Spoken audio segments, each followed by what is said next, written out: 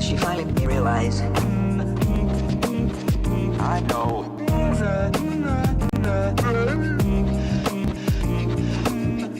She finally made me realize.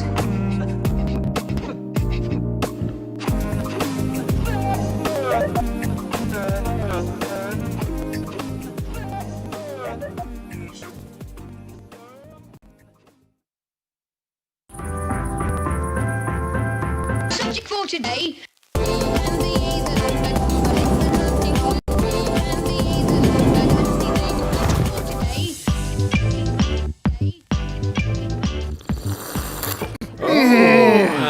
There it is. Got a good slurp. You of got that. it. Oh, Chico. And I do it because it's a palate cleanser for the coffee. I like it's coffee. also delicious. Not a big fan of the coffee breath. I had a bad morning this morning because I mistimed the shower. You ever do that where you're sweating, you're either working out or you're in a hot car or you leave your dog in a hot car, and then you get into the shower, but you get out of the shower. I don't have dog mode. I don't know to test yet. That's true. Well, what am I going to do? Take him into Tom Thumb? He can stand the heat. And so then I got out and I was still sweaty, and so now my hair looks like Willard. We have Ann Dorn on the show today. We do. Mrs. Dorn. Officer David Dorn. We're going to be talking about Kamala Harris. We're going to be talking about a whole lot of things, folks. My half-Asian lawyer, Bill Richmond, is here. How are you? Hello. Reg the Bandit, our wonderful researcher here. He scares me. Good to be here. Quarter Black That's Garrett. scary. What's How are going you, on sir? over there? And Audio Wade is there, and Token Allen, but he's not talking to us. So please do subscribe on the Crowder Bits on YouTube. Hit the notification bell. And Apple Podcasts, Android, we're available wherever you want to listen on audio. Of course, we go to Web Extended for those who are members of Mug Club after we tell YouTube to piss off. And then you get more content, and that'll be with Mrs. David Dorn. Something else, too. Next week, we'll be live streaming Wednesday and Thursday night, the DNC there. Yes. We were going to do it every night of the week, but that would be 3 or 4 hours. Yeah. And you would just see an actual news, not like a fake NASCAR news. Yeah. But you would just Not see... a garage pull, like a real Yeah, one. you just see my legs hanging, and also gasoline dripping with a lit match for safety. Because it wouldn't be one of those cries for help. It would be, end me. Nobody wants that. No, nobody wants. Right. Well, you know, I could. Question. Let me ask you. This is obviously what everyone is talking about. Kamala Harris, Joe Biden's VP choice. Do you think it helps or hurts Joe Biden's chances? And then, as far as it relates to Kamala Harris, of all of her sins, what do you think is the most egregious? Let us know. I want to know your opinions. And you know what? The comment section has become pretty good after the change of my mind. Yeah. A lot of discussion Mixing there. around. What do you said? You had a bad morning there. I had a bad morning. Yeah, what happened? Well, my mom saw the news about Kamala. Oh, really? And she was like, not a doctor.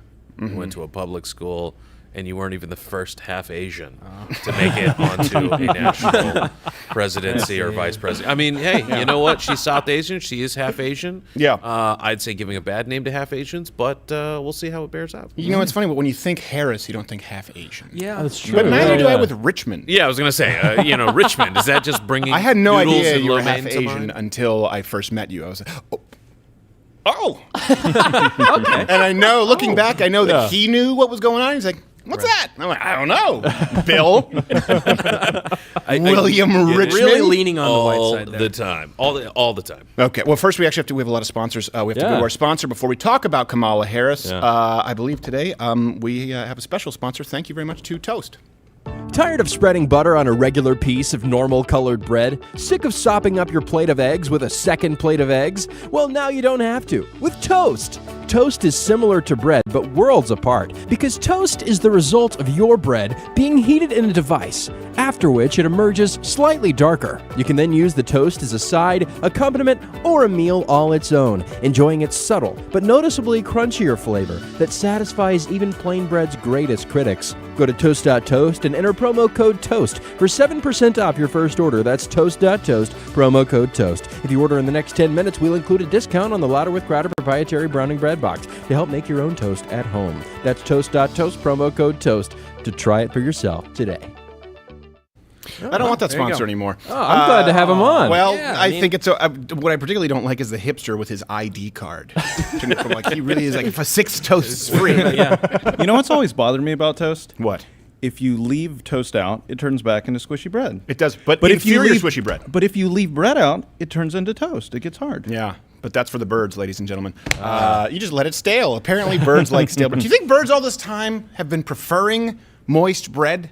And they get stale bread, and every time they Maybe show they up, don't they're even like, know. "What the hell?" We should have a bird on to talk You about leave that. your dog Right in in the that car. chair, You put give him me the stale bread. We don't have the digestive tract for biscotti.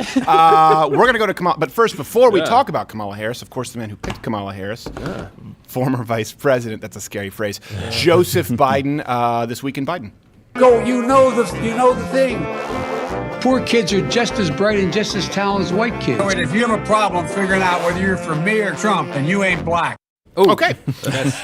So this is the guy who picked the half-Asian lady as his vice presidential candidate. And I don't know if you noticed this, but when I tune in, half-Asian Bill looks very cross. Let's give him a Bill, chance what's to going on? reset his mood. Let's see what's going on Right. CNN. Yeah. Look at Sanjay. Is that Sanjay Gupta? Look at him with he has the early '90s hockey cut. I was gonna say he is hockey. Yeah, he has the Marty McSorley. He has the enforcer for Los Angeles Kings Wayne Gretzky haircut. And you know that's a virtue signaling haircut because he won't go get his haircut. Right. Because Corona, of the, right. the social distancing. Right. Like, come on. He could get his dame to grab a pair of clippers, and I recommend you do, Gupta. But instead, he said, you know what, I'm going to let the whole world will see my neck hair mullet. And it's not even a good mullet. It's just a lazy mullet. And you're a doctor? It's an overgrown one. You're a doctor, Sanjay Gupta? It's probably unhygienic. It is unhygienic. You have any idea what's growing in that point. thing? I don't know if he's. I assume he's not actually practicing, as most of these doctors on CNN. So he's probably avoided No, they most of the don't. microbes. But a doctor should have his hair shorn. If they have to do it at Shake Shack, they have to wear a hairnet. I'm not having that guy perform an operation on me. I wouldn't trust him. All right, let's see what they're talking Yeah, about. let's see. Mask mandate, hand hygiene not sending your stations, kids back to trying school. to create the physical distancing as much as possible, which is probably the biggest challenge. They've even gone through the process of getting kids and faculty tested. The real problem, for Let's us hear about the real is problem. where we live at this point. We live in an area where there is considerable viral spread. As I've looked at the data from around the world in terms of how kids transmit the virus, I've become increasingly convinced that kids really of any age can spread this virus. And Okay. if you live in All an right, that's area enough. where there's This is the already- problem with that. They're talking about. Notice they focus now on kids can spread the virus. Well, yeah. Initially, they talked about a crazy death rate. And we said, well, actually, it's probably a lot lower because a lot of people are asymptomatic. More people have the virus than we realize. And now they're going, oh, my God, more people have the virus than we realize. But if kid A spreads it to kid B, and neither one of them have any symptoms or a problem. And in the state, I believe, was it in New York? Donald Trump spoke about this. Only one person under the age of 18 died and they had diabetes. If none of them or very few of them have ill effects, that is something that you take into consideration when shutting down the economy for their entire generation to come. No one's saying that kids can't get it. We're saying that kids, by and large, and I know this could be removed from Facebook and Twitter like the president, most of the time, virtually almost all, are asymptomatic and they're fine. Now, if you want to say that those kids shouldn't come home because they might give Mr. Mullet Doctor the virus himself, and it could, then fine. Just say it's about you. It's not about the kids, it's about you. This is about you. You don't want to send your kids to school because you don't want the sniffles. Dr. Sanjay Gupta, you want to continue on down the mullet trail so you can show everyone how good of a non-practicing doctor you are looking at the data. By the way, was this the same guy who looked at the data from the Imperial College of London? Yeah. Is that what it was? I think he vetted it and then brought it onto the show, and he told Poppy and all his friends about it. I mean, Hey, Poppy. I mean, Hey, Poppy. here's the Listen to problem. this. Ask the question. You go from the next part, right? Okay, kids are going to get it. Okay, so if kids can spread it, well, first of all, you're 5 months behind on understanding that people can spread the disease. All right, fine. Okay, so then what? Is that the end of the? Okay, kids can spread it, so we should never go back to school, right? Because kids can spread. Oh wow, there's also this new thing. It's called the flu. Yeah. And kids can I don't also know if spread. you've heard of Right. it. I don't know if kids can die from that. Right. I mean, and so that's where you get through the arguments. You just get to a certain point, and then they're like, and if you say anything bad, you're a terrible person. You want to kill grandma. No. What is the actual reality? Okay, if you are living at home with your grandparents, Right. Maybe you need to figure out a way to isolate, or maybe you have Unless to have your certain grandma's a kids. bitch. Well, then maybe that's a different make decisions. consideration. Grandma, look Case at by this. case. Wet socks. Oh, smell them. Get a good inhale. Wet socks. I think that's probably the Cruel. most. I'm not a doctor. I would imagine it would be an effective spread of bacteria. You're That's not- true. You're not That's a Dr. good point. Mullet. I'm going back to the after the shower. My socks were sweating. Bring it after around. the shower. Oh, the sweaty Still. sock. It's a traumatic experience. No, this is true. There really are only two options at this point, okay? And this is based on the data, and this is based on the opinions of everyone at CNN and everyone on the left, and including Dr. Fauci. The only point of view that you can have is this is a virus right now, disease that will be among us, and we have to learn how to deal with it and move forward, or shut everything down forever.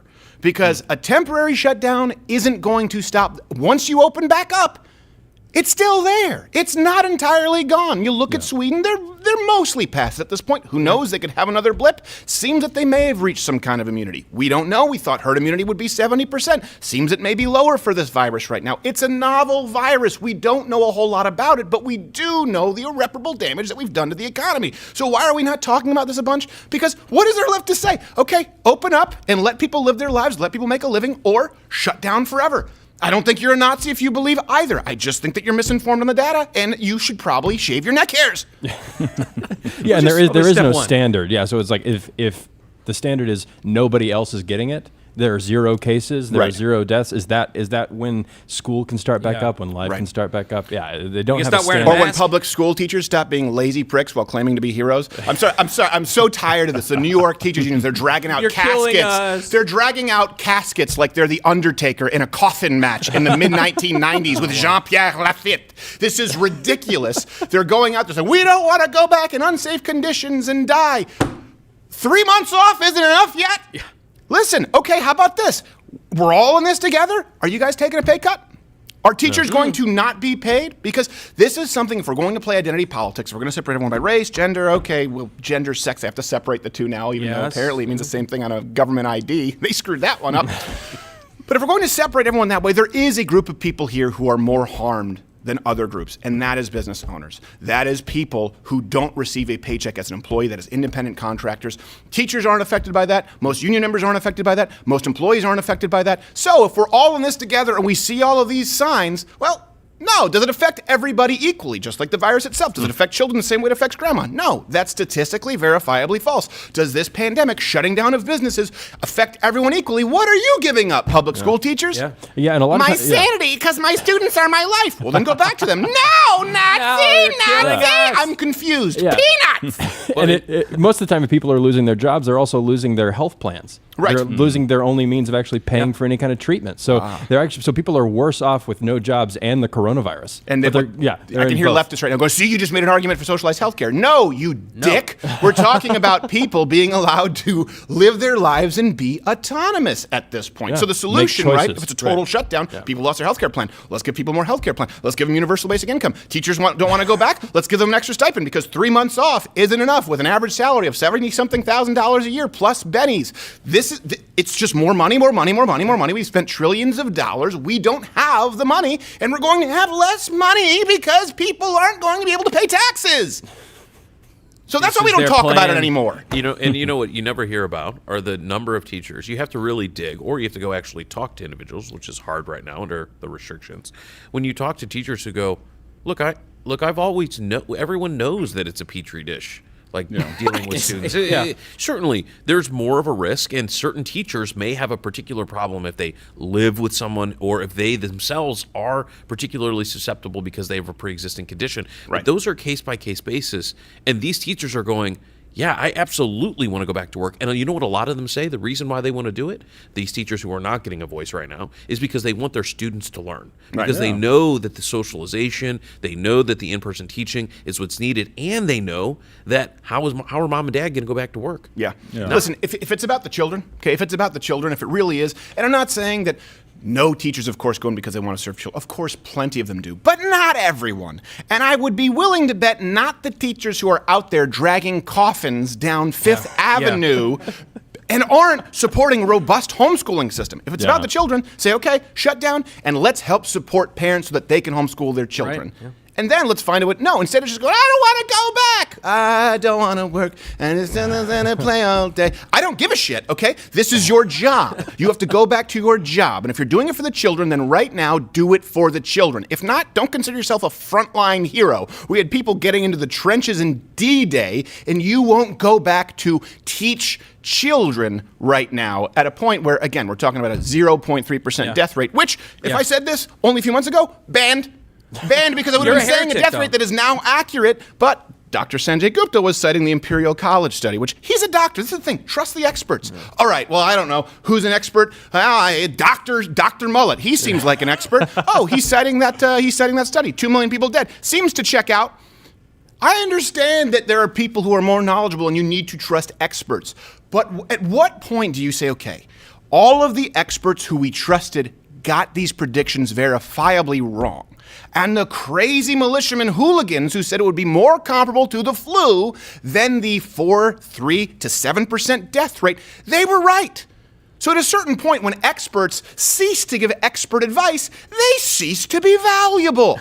Dr. Fauci, AIDS, when you look back at that and how many people were going to get that in that pandemic. Not saying AIDS didn't exist, just like I'm not saying the coronavirus doesn't exist. The AIDS epidemic, as it would affect all demographics, was absolutely a hoax. Was it Oprah Winfrey said 1 in 3 heterosexual couples? 1 in 5? Let's say 1 in 10. Let's say more than 0% would have been an exaggeration. Winfrey? And I use Winfrey because I'm not going to use your first name because you put that stupid little O on all your magazines. And guess who's going to be on the cover this month? It's going to be Oprah. That's exciting. I got to get that. Oh, my gosh. But what pose, though? Got to find her What is pics. the pose? If only I could understand her plight. Okay. Speaking of plight, let's go to the biracial. I always have to check my notes. Sure, right. Just like Joe Biden had to check his notes, you found this when he was announcing, I think we have an overlay, announced Senator Kamala Harris for vice president.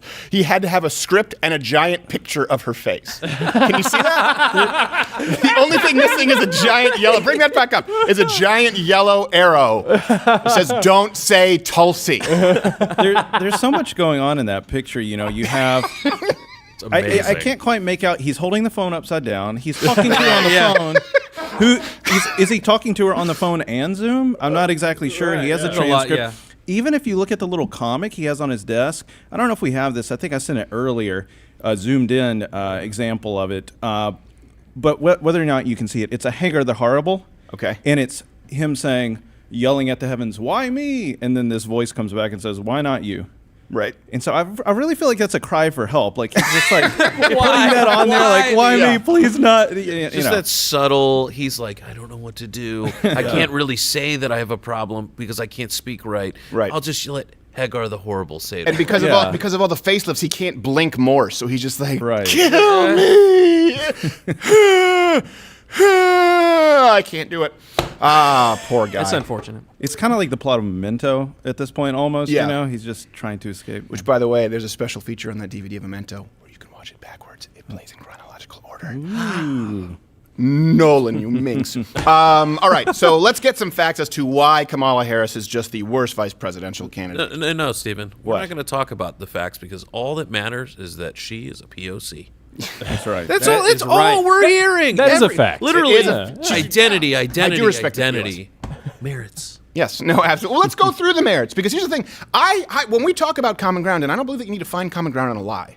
I think that there's right and there's wrong. And very often it's found maybe somewhere in the middle, but sometimes it's not found in the middle at all. However, today, we can find common ground, to use my half-Asian lawyer's terms, on this POS Kamala Harris, because everyone should unilaterally dislike her.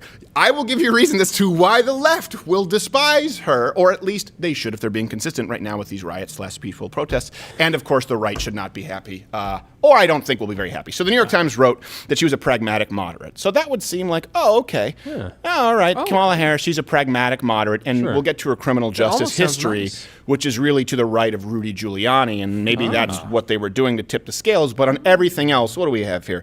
Obviously, universal health care. She supported after-birth abortion. I know you might think, well, that's actually some, we're exaggerating. Sure. No. It's not just Northam blackface. It, too, is Kamala Harris. Supports after-birth abortion. The Green New Deal she supported. Keep in mind, that was a 5-page bill with sweeping legislation that said, and also the Justice for All People. Against fracking, of course, and she co-sponsored a bill to force schools to let transgender athletes compete in women's sports.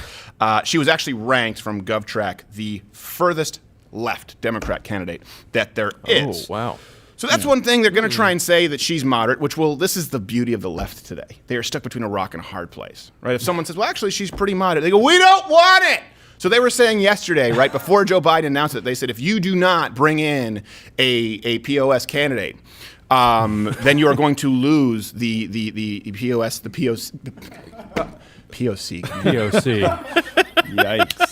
Tone deaf. For a second, dog I whistle. I wasn't sure what I said, but I think what you were getting to was what I meant to say. Yes. So, continue. No, exactly. What you did say. We can rewind the tape. They said that he would lose the ethnic vote, the minority vote. They didn't just say black vote. They said he would lose the person of color vote. Keep in mind, that's what they were saying about Joe Biden. So if he picked a woman, it wouldn't be enough. Then he picked Kamala Harris. And then when you see the media go, actually, she's a pragmatic moderate, the left goes, we don't want moderate. We want radical change. For reference, tune into the Young Turks at any single point in their channel, or John Oliver. Right. And then the problem is now when we understand what she's actually about, everyone else in the country is going to say, we don't want it. So there's no winning right now at this point. I'm just wondering if Joe Biden will even make it to November. Speaking of whom, let's actually kind of the only highlights, people forget this, during the debates, Kamala Harris, when we watched those debates, I said, she drank her milk tonight. She came in ready to fight. She only really went after Tulsi Gabbard a little bit, but it didn't work. But one night she came out and went after Joe Biden hard. So the vice presidential candidate, let's see her thoughts on the guy at the top of the ticket. But I also believe, and it's personal, and I was actually it was hurtful to hear you talk about the reputations of 2 United States senators who built their reputations and career on the segregation of race in this country. What am I going to eat? And he's like, how sad should I look? That, but you also worked with them to oppose busing. And, there was a little girl in California who was part of the second class to integrate her public schools. And she was bused to school every day. And that little girl was me. I believe them, and I respect double cross. them being able to tell their story and having the courage to do it. Do you believe that the vice president should enter this race? He's going to have to make that decision for himself. I wouldn't tell him what to do.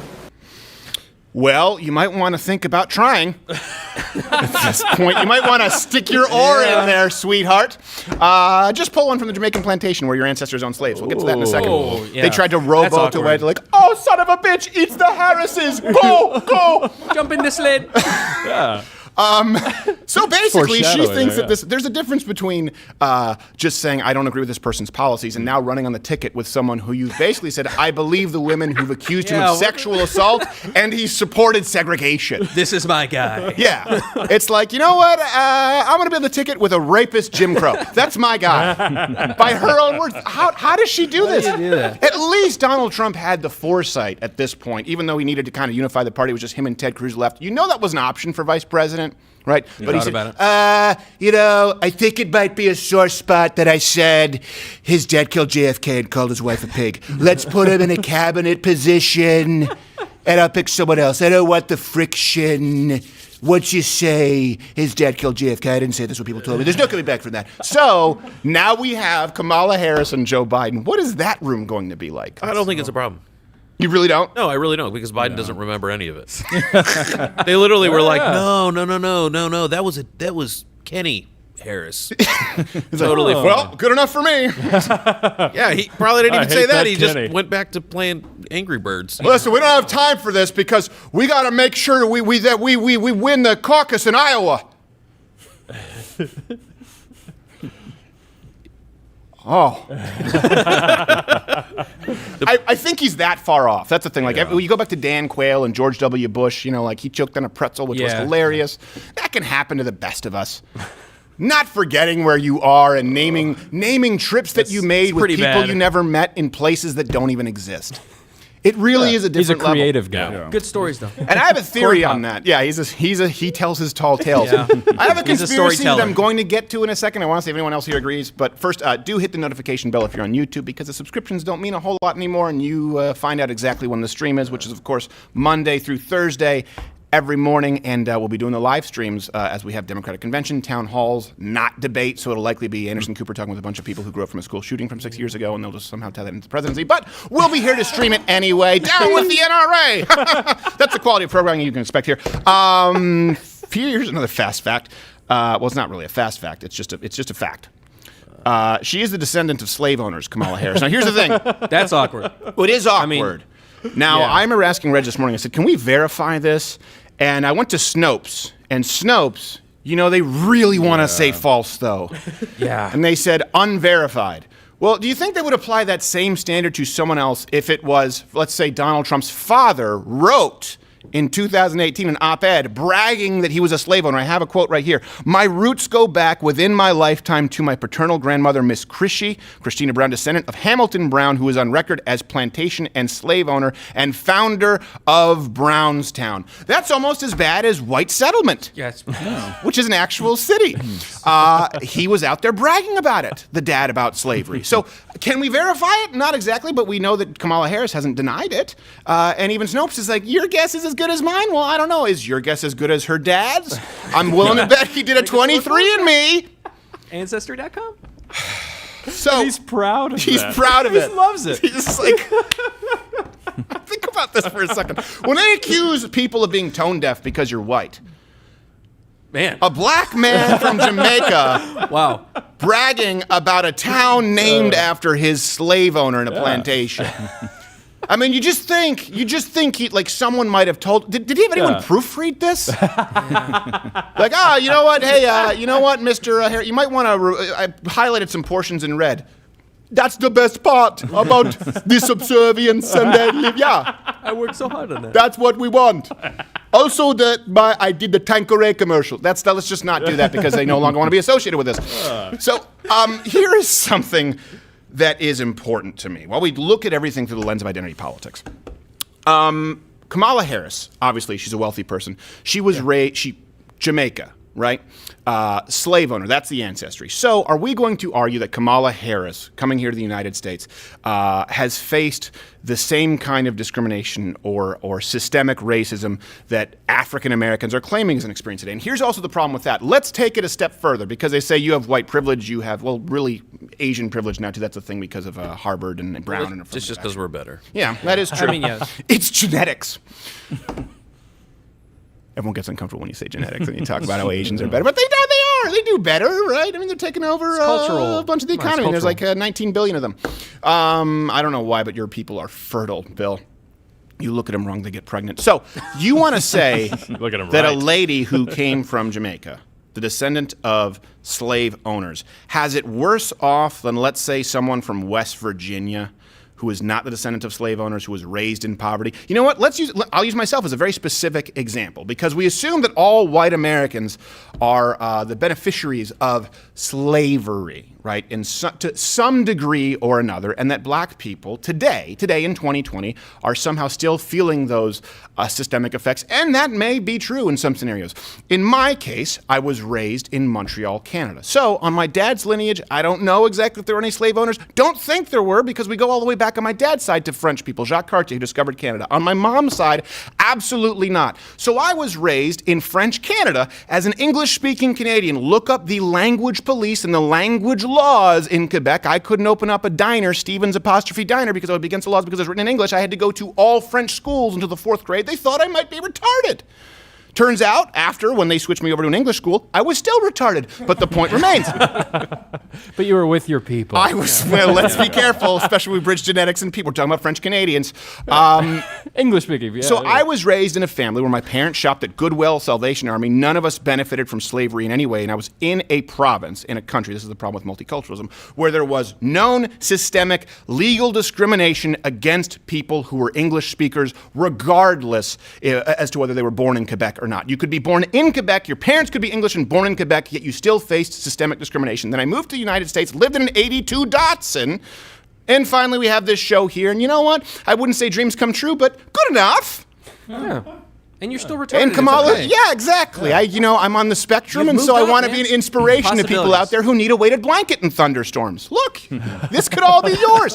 So compare my upbringing with Kamala Harris, and you want to say that I need to check my white privilege?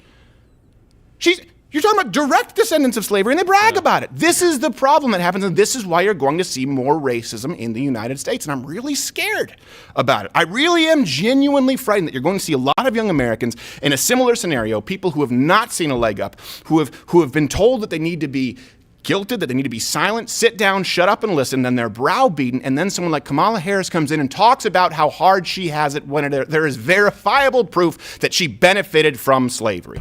And kind of like the Lolo Jones, Kamala Harris could use it both ways. Dye her hair blonde, you're none the wiser. You'd be like, Indonesian? I don't know. Anyone see, can we bring that Lolo Jones at the Olympics? She was like the biracial athlete. Then I just watched a recent documentary. She was like hair brown, and people were like, oh, I guess she's biracial. Now there you go. There's Lolo Jones. Olympics. Now let's look at Lolo Jones today. I don't know if we can find a picture of Lolo Jones today. She looks like she's picking up a pumpkin spice latte. And my point is, that's Oh, yeah. totally different person. Good for her. Play both sides of that coin. Kamala Harris could do the same thing. Gotta use it. All right. Here's another issue. As a prosecutor, while we're talking about Black Lives Matter and the riots, the violent riots, she kept inmates jailed for longer to use them as cheap labor. She supported the death penalty, which may surprise people. And she incarcerated over 1,500 people for marijuana offenses. So if we're talking about moving the needle forward for the potheads who just want to get blitzed, she too is not your candidate. Can you guys explain to this to people who may not be up on the nerdiness of the prison sentences? Yeah, I mean, I think that the basic scenario there was that nonviolent offenders were supposed to be eligible for parole after serving half their sentence, right? Because you've got crowded prisons, et cetera. And she wanted to keep them in to use for cheap labor. So essentially another form of slavery, right? Yeah. You might say. Yeah, she's continuing the tradition. She owes two groups of people reparations a family at this point. I mean, what's interesting about that is that traditionally you're going to see, at least even with Trump, you've seen a lot of attacks about him being the law and order president and like kind of, doing, not that actually. What's funny is even he doesn't do that, right? Right. He's not the one. He did was it the, what was her name? Alice Marie Johnson? Yeah. And then his First Step Act was actually one of the first steps towards changing the laws on harsh sentences for nonviolent offenders. Right, but at that time, if the laws were the laws, the judges needed to do what they needed to do. The only one who really had a lot of discretion, certainly judges had some with regards to evidence or, sentencing, but it came down to the prosecutors. It came down to the district attorney for the city of San Francisco and what they were doing and how they decided to not only bring cases, but what sentences they were asking for and what they were doing on the back end when it came time for parole. You cannot lay this at the feet of anyone other than Kamala Harris. And I don't know, maybe they just thought, hey, we do actually have to show that we're tough. I mean, certainly not, push up, punch out McGee over here with Biden. But you gotta actually have someone who's talking about it. But the problem is, I don't think they realize that a lot of folks really don't want that. It's clouded their message. I don't know how that flew in San Francisco. How she basically extended prisoner sentences to use them as cheap labor and also put in nonviolent pot users. How did that happen at all? Did she just was it just because she was dating Willie Brown? Did she just sort of slide in under the radar? What happened there? Who was she banging to make nonviolent drug offenders end up in prison in San Francisco? You could smoke a joint in the foyer of the police precinct in San Francisco, and no one would bat an eye. Yeah. Now, granted, you'd have to have a little hole in your mask and some kind of a suction, so it creates some kind of a positive pressure environment. But the point remains: smoke your weed in San Francisco and shit on the lawns. And has anyone heard? I haven't seen. I've been trying to look around, but like her explanation for. She said she didn't know.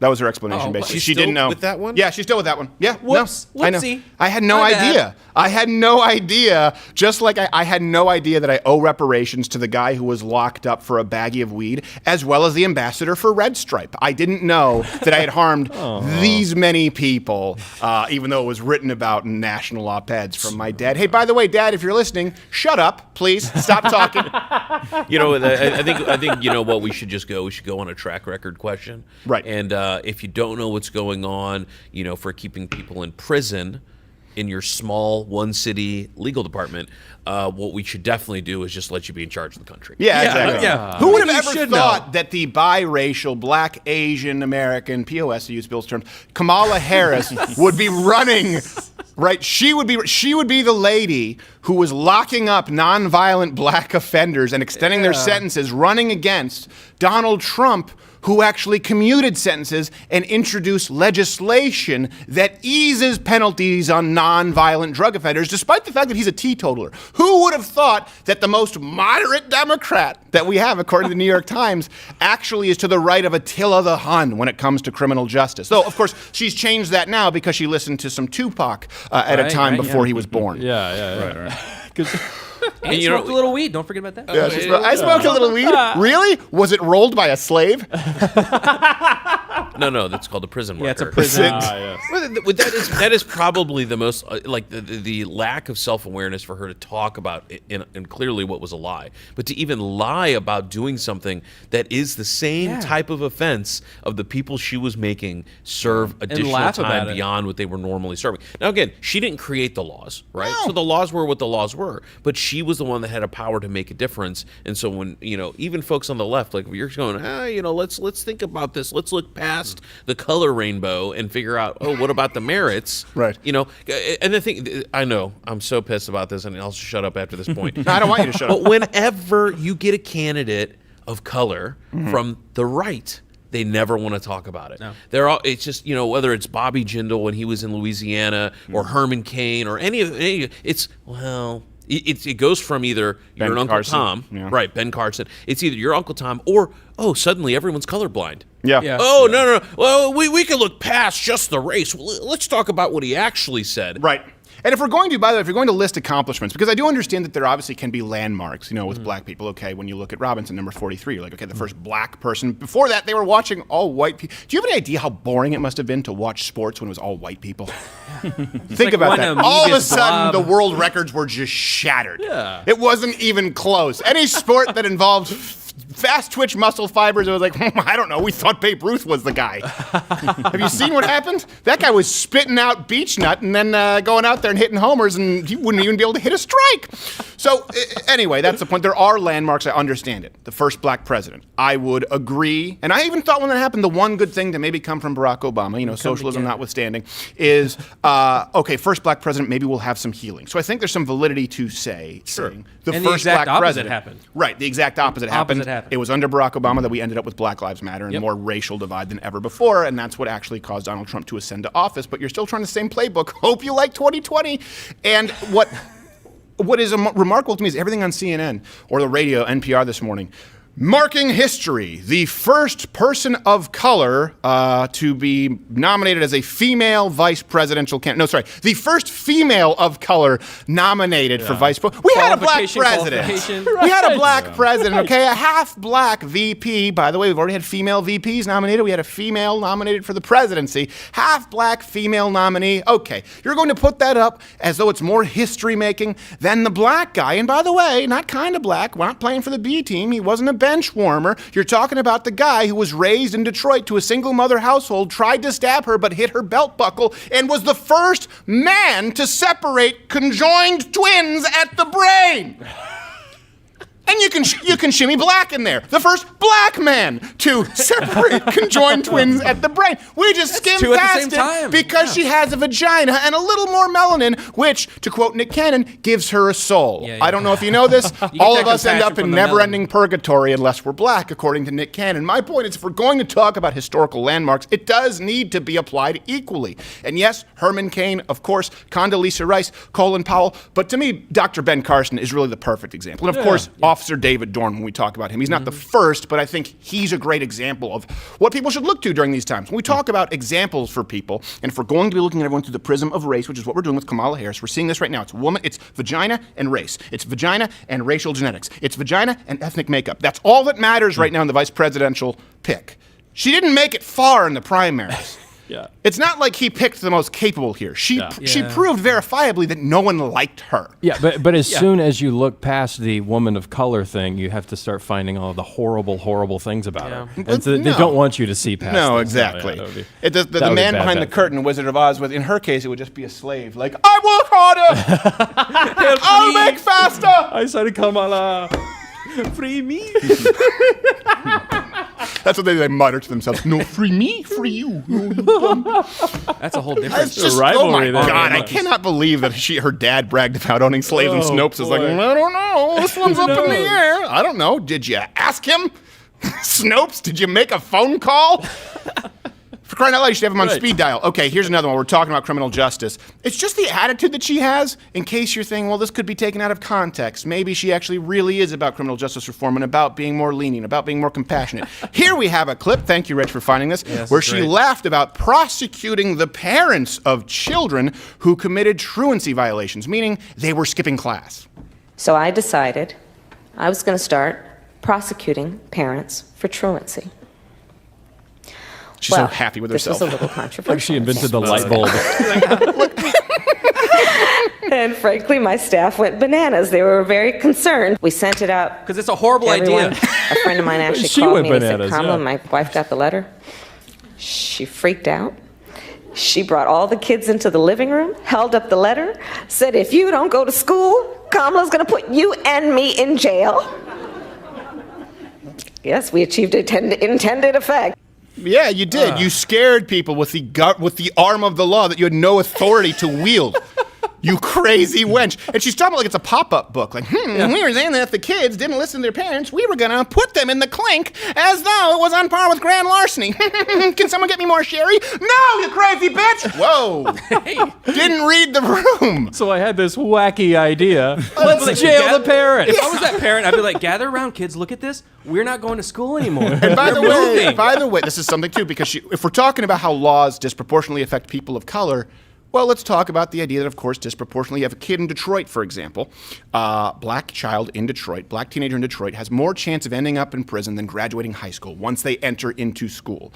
And a big part of this is, they just don't show up to class. This happens as a demographic. Black activists have talked about this and how we need to fix this. They believe that fixing it is pouring more money into schools. The point is, this would disproportionately affect black parents. Kamala Harris, again, I know you have a blind spot because slavery, I get it, so maybe you're not necessarily super empathetic, but even as just a basic white guy, I'm like, that's pretty screwed up.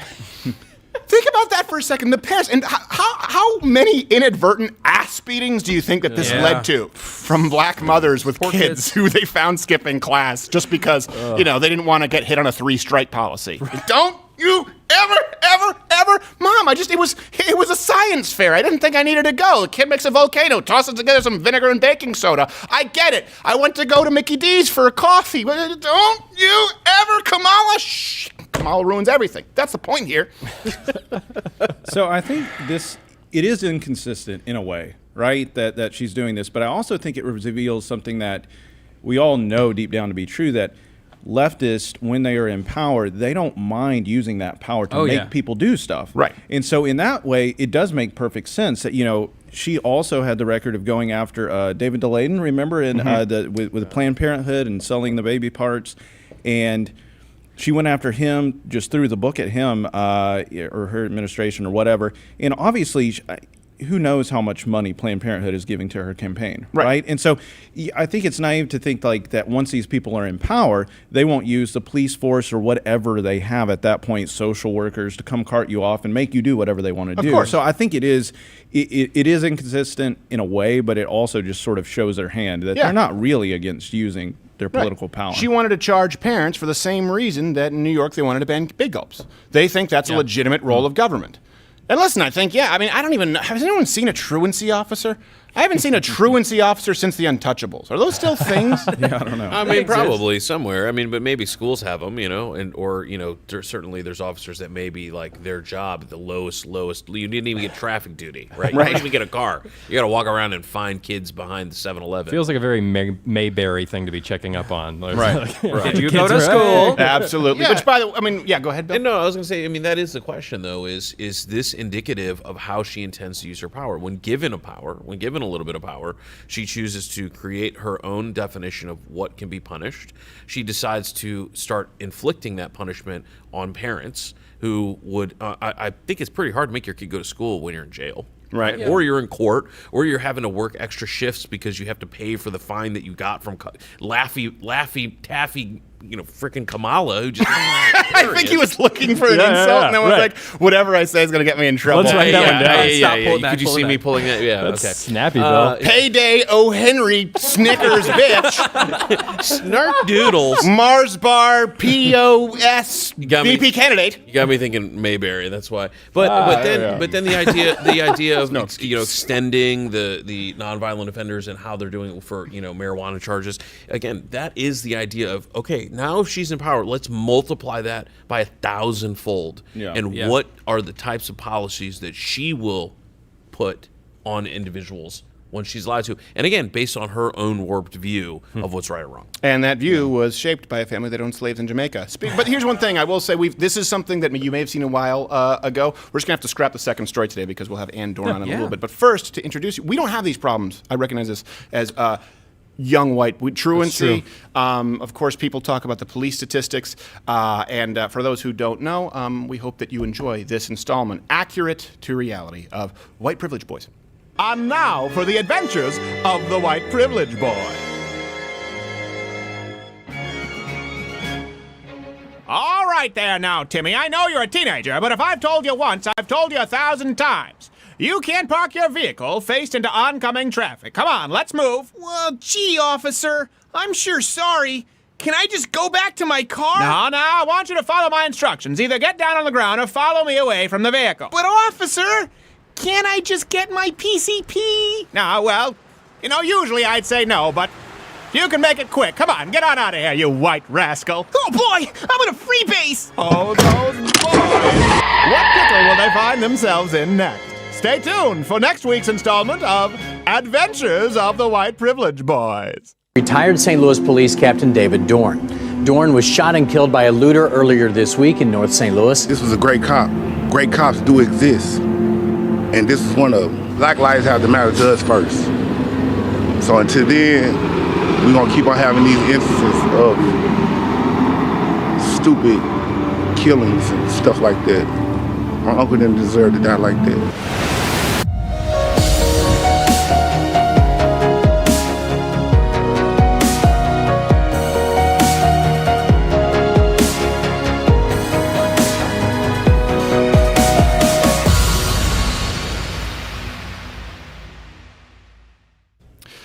All right, we are back. Of course, for people who want, you go to loudclassshop.com and you can purchase this shirt. I want to let you guys know, though, this shirt is actually, this is the beta form. This is not the real shirt, which is like inkjet on blue, so you will get a better shirt if you You'll get the alpha form. It is a real shirt. This is a real shirt. It's not an illusion. Contrast with my pants, which are today non-existent. I mean, we're because all I in couldn't illusion find my now. pajama pants. I But a hadn't robe, noticed. good enough.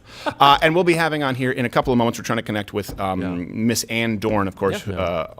She is the wife of the officer David Dorn. I'm trying to. Do you say widow? I don't know the term to use that is non-offensive here, but obviously we say so in the greatest respects. And listen, one of those things, we have a platform where we can bring attention. to these kinds of stories. And I will say this, when we were on air with the David Dorn story, for people who don't remember, and by the way, we'll be reading some of your chat behind the paywall in a little bit here, it was the hardest thing I think I had to watch live. Yeah, that was rough. It was really tough to rough. watch. Yeah. And the reason I think it was so tough to watch when people try and say, well, you don't have the same kind of empathy, for example, George Floyd, we were all really upset about George Floyd. Everyone here was. But we all knew that we weren't seeing the full context of that tape. You see a beginning, middle, and end with the David Dorn tape. You know, I mean, there's a lot of there was a lot that came out right away with that story, and I think the reason that it was so gut-wrenching too was because no one in the media was really talking about it. This was a guy who really was a pillar of the community where he served as an officer for many years. He was an example that should have and could have been followed, and he was killed. His life was taken doing exactly what it was that he had done his whole life to try and improve the lives of those in the black community. He was never a net drain. He was never a net burden. He was always a net positive, and this is someone we could look to if we're talking about finding common ground, and instead, very little coverage. Yeah, very little coverage. Silence. It pisses you off. Yeah, it really makes you mad that they talk about these other people, but not. It was this a hero. King too. It changed my mind. Who was just on yesterday, and we'll have more by the way with Antifa. I believe next Tuesday, and the Change My Mind and how that escalated. Where he said, "Well, I only have so much time in the day." Yeah, that was his answer. I only have so much time in the day. Well, hold on a didn't second. know about him. Didn't really know about him. He said, "Was that some kind of a black cop?" As far as he knew, this was Carl Winslow. Yeah, right. He had absolutely no idea. Who, by the way, I also support. I back the blue. Also a hero. Both real and fictional. Yeah. Not all heroes have a below 48-inch waist. That's true. With Carl Winslow. I don't know. Do we have Miss Dorn? Are we looking to get her here? It doesn't look like we do. She's still trying to connect. We have audio, but it's not letting her do videos. Oh, we have audio, but it's not letting us Yeah. do video. It's not letting her do videos. It's not letting her do video, but she can hear me right now. And do we have like a lower third we can bring up so people can, if we can't get her to do video, good enough. I think that her voice being heard is important enough as is.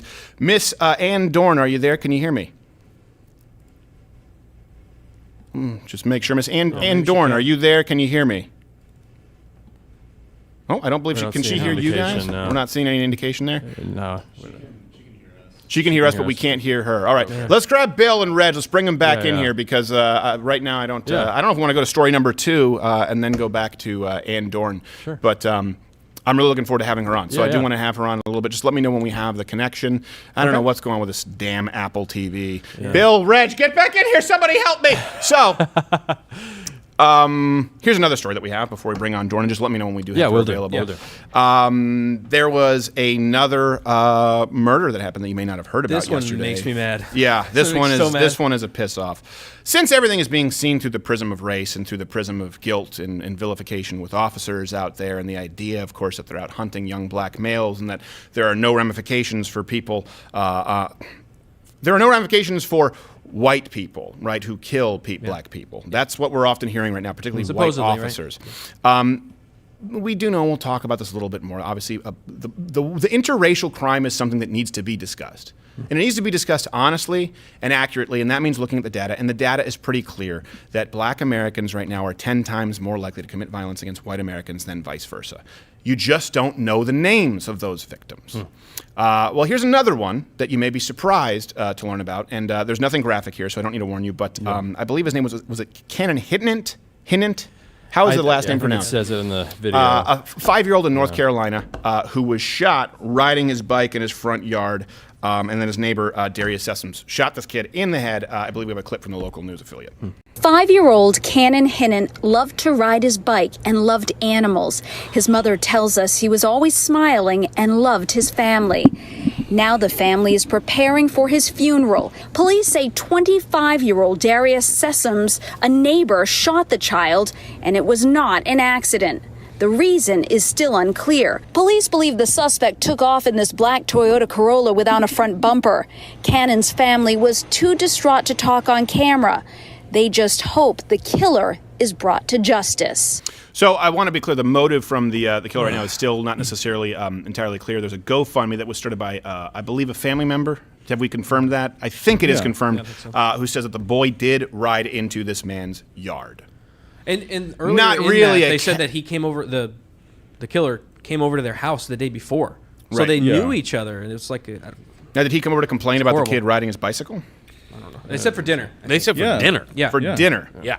So do we have any? Was this just a case of mistaken identity where he thought it was someone else riding a bicycle on his lawn who he had the right to shoot? And by the way, I'm all for property rights, and I understand that sometimes mistakes are made if there's a threat. But this is a scenario where, again, we have to wait for some context. A 5-year-old on a bicycle.